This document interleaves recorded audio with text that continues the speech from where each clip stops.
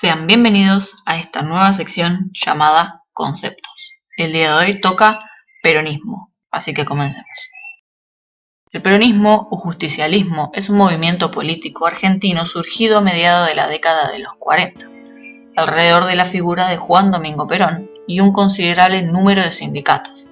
Desde su surgimiento ha tenido una importante influencia en la política argentina. En su forma partidaria se organizó primero como Partido Laborista, luego como Partido Peronista, renombrado posteriormente como Partido Justicialista. En 1949, 2 años después de ser sancionada la ley de voto femenino, el peronismo se organizó también en el Partido Peronista Femenino, fundado por Eva Perón e integrado por solo mujeres, que fue disuelto por la dictadura cívico-militar instalada en 1955.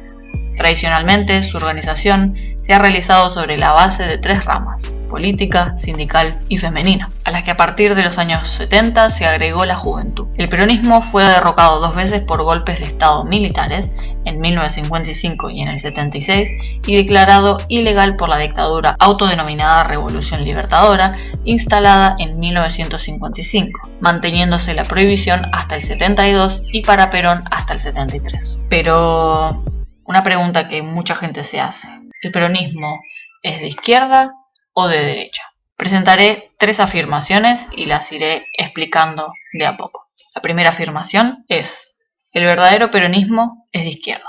La segunda: el peronismo no es de izquierda ni de derecha. Y la tercera afirmación es: en el peronismo conviven la izquierda y la derecha como diferentes líneas internas.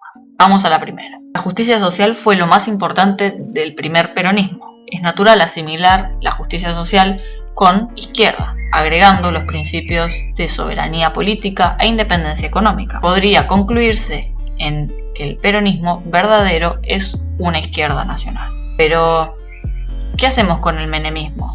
Si eso no era peronismo, ¿por qué fue votado mayoritariamente luego de 6 años de gobierno? ¿Hay que creer que la mayoría de sus votos del 95 fueron antiperonistas? ¿Quienes lo votaron desde el peronismo solo se dejaron engañar? Una de las persistencias en la historia peronista es el pragmatismo, entendido como diálogo con la realidad, a partir de los hechos y tratar de darles solución, sin aferrarse excesivamente a marcos teóricos. De ahí que Perón usara tantas veces la frase de Aristóteles: la única verdad es la realidad. A mí no me sorprende que luego de la caída del muro del 89 el peronismo haya girado a la derecha. Perón justificaba muchas posiciones de izquierda vinculadas a la justicia social, explicando que el mundo de los años 50 contaba cada vez más con países viviendo en sistemas comunistas. Seguramente hubiera tomado nota de los acontecimientos del 89. Es cierto también que su posición siempre incluía mucho pensamiento propio y una búsqueda dialéctica de superar contradicciones, de allí su tercera posición: ni yanquis ni marxistas. Menem no solo prosiguió esa línea fundamental del peronismo, que es la observación de la realidad y el intento de actuar en consecuencia, sino también la otra persistencia que encuentro en estos 70 años: la alianza con los trabajadores. Menem tuvo a la CGT de su lado. La nula inflación dio al salario de los trabajadores formales un muy aceptable poder adquisitivo. Al mismo tiempo, Menem dejó que se hundan los desocupados, cerca de un 25%, y los jubilados. Tuvo una interpretación muy acotada de su alianza con los trabajadores. Abandonó a los que dejaban de serlo por edad y a los que perdían su trabajo por el cierre de industrias, pero mantuvo la alianza con los trabajadores formales y la CGT. Menem hizo un gobierno de derecha y es parte del peronismo. Entonces, no es cierto que el peronismo verdadero sea de izquierda. Además, no fue el primero. Hubo antes hombres de derecha tan contundentes como López Rega. Vamos al punto 2. La segunda interpretación sostiene que el peronismo está más allá de la izquierda y la derecha. ¿Eso es posible? No hay un eje más extendido universalmente para pensar la política que el de izquierda y derecha. Si se nos habla de demócratas y republicanos, en Estados Unidos todos sabemos cuál es la izquierda relativa entre ellos. Podemos señalar lo mismo entre países como Corea del Norte y Corea del Sur. Si hablamos de políticos peronistas, ¿alguien duda entre Kirchner y Reutemann cuál está a la izquierda? Tratar de rechazar un eje tan omnipresente es inútil. En todo caso, es posible ser un partido de centro, moderado, poco conflictivo en su seno y en su relación con la sociedad. pero eso no es el peronismo, no encaja con su historia. En distintas épocas es muy fácil determinar cuál era la línea de izquierda y cuál la de derecha. Ezeiza es un mal recuerdo, pero un claro ejemplo de lo que digo. Vamos a la tercera interpretación y a las conclusiones. Y esta es la más lógica. Una crítica que se le hace es que si en un partido coexisten líneas de izquierda y de derecha, ese partido carece de sustento ideológico. Es solo un rejunte de intereses. Esto es un error que proviene de suponer que el eje izquierda-derecha es el único válido. Este eje es importante, pero no puede ser el único.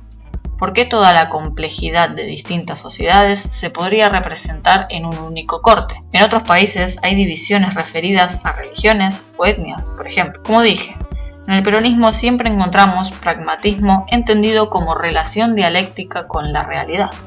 Recordemos que nació con la gestión de Perón en la Secretaría de Trabajo, es decir, con hechos concretos, y alianza con los trabajadores. Visto estos ítems, desde su principal opositor, el radicalismo, notaremos que es el reverso. Siempre se presentó como un partido principista, nació como un partido de oposición y denuncia. En todos sus gobiernos se los acusó con o sin razón de inoperancia. A la vez, el conflicto con las centrales obreras fue una constante de los gobiernos de Ilia, Alfonsín y de la Rúa. No apunto a juicios de valor, solo señalo que fue el reverso del peronismo en los dos aspectos. Estos ejes citados aquí no son para nada intrascendentes.